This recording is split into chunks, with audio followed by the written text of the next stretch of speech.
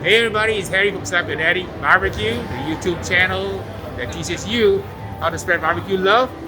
This looks like a casino from Malaysia, and the familiarity is more than coincidence.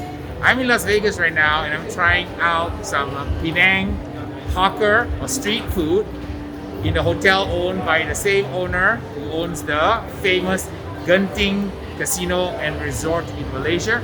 I'm going to be ordering 6 different items, and we're going to be testing the food to see how it compares to something that you will get actually from a street vendor in Penang in Malaysia. So please stay tuned for this episode if you're interested to see how Penang food is interpreted in Las Vegas.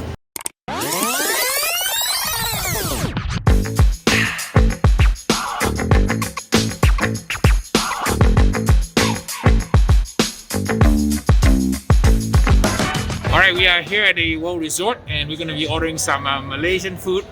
The owner of this casino is from Genting. We're going to order to go. 1 char kway teow and 1 Hokkien noodle to try the Hokkien cha. Alright, we're going to order the Hainan chicken rice and the curry laksa. Oh wow. Okay, and then curry laksa, chicken curry prata right here. Okay, and I order nasi lemak. And that's it. So here's the first 2 items we're going to be trying. This is called the Hokkien fried noodles or Hokkien cha, which is a very typical street vendor dish in Malaysia. And we are going to try here in Las Vegas. This one is the infamous char kway teow or fried noodles with clams and shrimp from Penang. This is a dish that people from all over Asia fly to the island of Penang to try this dish. So my daughter Amy and I are going to sample this dish, let you guys know the results of our very honest and candid test of these street vendor foods right here in Las Vegas in the USA.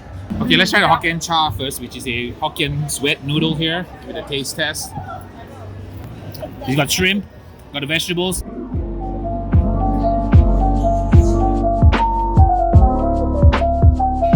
Like it? Reminds me of like a Mongolian wok, you know, the mall. Stir fry. You can speak louder. It's good.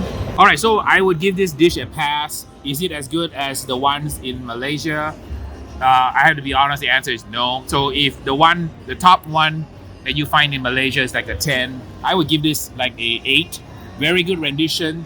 What is authentic is the sauce that they put in here. So the secret to a good fried Hokkien noodle is the sauce, and the dark soy sauce and the light soy sauce combination here is pretty authentic. So they probably imported the sauce all the way from Malaysia. So it's got a very authentic feel. In terms of the flavor, very, very close. It's missing a little bit of what we call the wok hei or the char. But overall, I'll give it an 8 out of a 10. Okay, so here it goes. This is one of my favorite dishes in Penang. It's got a little bit of a sausage here and a little bit of a what we call pork chicharrones, crackings, a little bit of shrimp. Let's do the taste test and see how it tastes like. All right, this is definitely a pass. Again, it's a little bit soggy. It doesn't have the wok hei dryness that you typically find in the best char kway teow or fried noodles in Malaysia, especially Penang. Also, I think the ingredients are not really kind of that authentic. So in this case, I would give it a 7 out of 10, 10 being a perfect score. So it's not bad, but I'm gonna have my son now, Brian, try it and see if he likes it. The noodles are a little soft, missing the char from the usual taste of the normal noodles that you can get in Penang. And the portion's like triple the size. Malaysia hawker style better. This one, 7 out of 10. Okay, not so good. Okay, all right, cool. Here's the curry laksa from Penang, and we're gonna give it a shot here. The secret to good curry laksa obviously is the soup stock. It's got to be really have a good flavor, and you usually use a chicken and seafood stock, so it looks pretty good. The color is a little bit light, but we'll see what happens. We'll give it a shot and try it out. It's like a toned down version. I've only been to Malaysia once, but It's just so mild. flavors are mild. Super mild. Americanized version. Kind of reminds me more of udon than it does of curry, you know? I love this dish really very much, and since I was born and raised in Penang, This is the yardstick by which we measure the food. I have to tell you very honestly, don't bother to order this in Las Vegas because this is nowhere near the original curry mee or curry laksa because they really didn't execute this properly.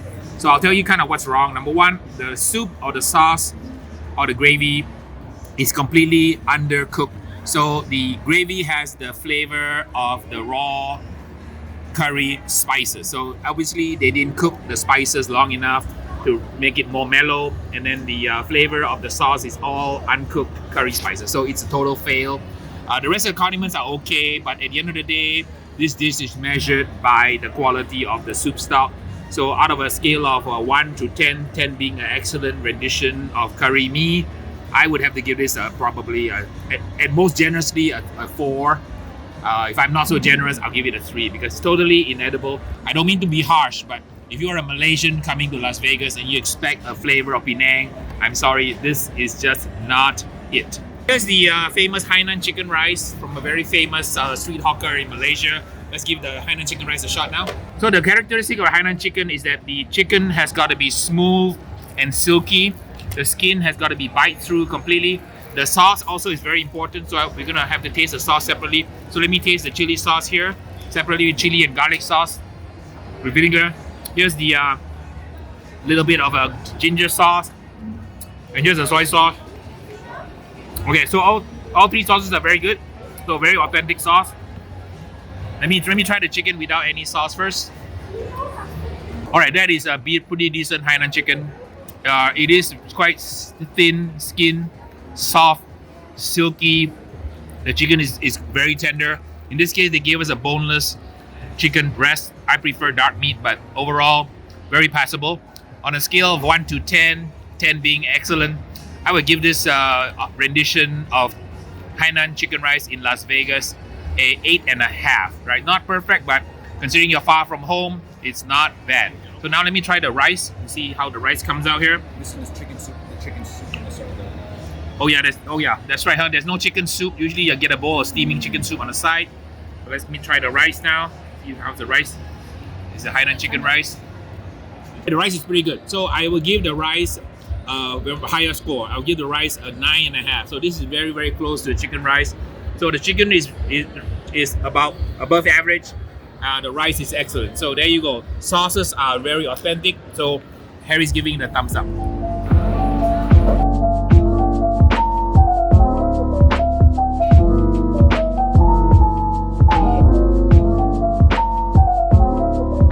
Let's give the nasi lemak a taste. The nasi lemak is going to be based primarily on one item, which is the coconut rice. So the coconut rice has to be done really, really well. And let me taste the coconut rice first and tell you guys the flavor.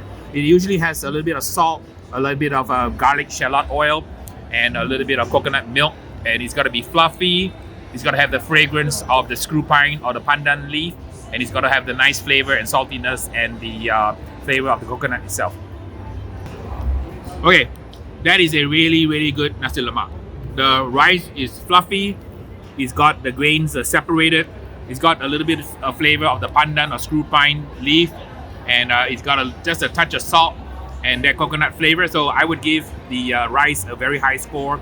If 10 was an excellent score, this would definitely rank like a 9.5. So that is really, really good. It's a chicken curry. Alright, I'm sad to report the chicken curry is disappointing. Again, it's got the same problem as the curry laksa. The spices are not very well cooked through. So there's a harshness that comes from the raw curry powder. So if they had cooked this a little bit longer, this would be better. So on a scale of 1 to 10, the chicken curry is just about a 5. Not very, very good. So let me move on and try the rest of the things here. This is a sambal. Obviously in Malaysia, the sambal doesn't look like this. The sambal is actually pounded with fresh chilies. Alright, sambal disappointing. Just too much acid in it. Fried anchovies, mini anchovies. Alright, this is pretty good. So I have to evaluate this dish based on the rice, the chicken curry, the fried anchovies, as well as the sambal. Sambal is a fail. The chicken curry is a kind of mediocre, but the rice is really good. So overall, on a score of a composite 10 on all these items for nasi lemak, I would give it kind of a 7. Is it worth ordering in Las Vegas? I have to vote thumbs down. The answer is no. All right, let's shoot the prata now. I'm gonna eat it with the curry here. So let me pull some prata out. So the elasticity of the dough is perfect. So really, it's really very authentic. Even the char marks look very authentic. I'm gonna dip it in the curry flavor here, the chicken curry sauce. All right, so this one definitely, when you come to Vegas, you gotta order this. The prata is good. The consistency, the stretchiness of the dough, very, very good. The char, absolutely perfect. So prata, out of a 10, I would give a 10 upon 10. So the prata is very good. The curry sauce is also pretty decent. It is a little sweet, kind of a little thick. Also, it suffers from the problem I mentioned earlier. So on the scale of 1 to 10, this one I'll give an 8.